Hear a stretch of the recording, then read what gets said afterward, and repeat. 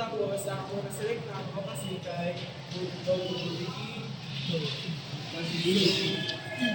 Dami i-share, tapos kamo kay maminaw lang sa mga bisag kadali lang guys. So guys, ayan si Miles na.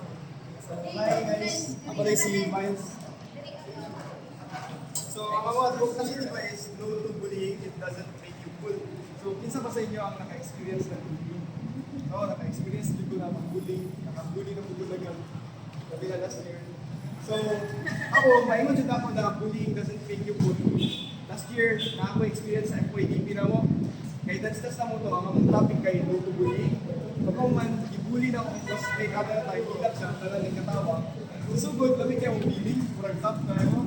Pero dugay-dugay,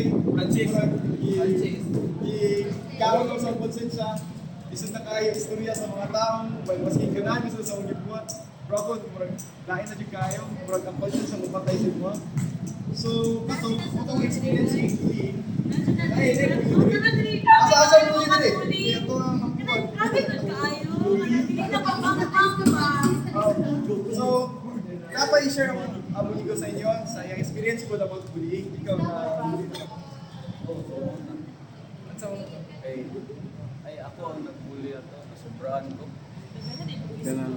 Lagi. Pero na-realize ko na ako na mali yung pag-bullying.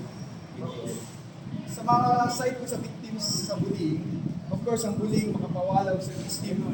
For example, ginabully kasi mga classmates, pag-auman na mo'y reporting, lain mo tututulog kasi nakatubakan, report ka, katsawal, gana. So, ang imong grades affected. So, isipon na lang ninyo kung inyong classmates ginabully ninyo, isa kaya nagkagana sa iya. So, kato lang ang mga advocacy about bullying. Ito, tanda. Sige, ito po yung salamat.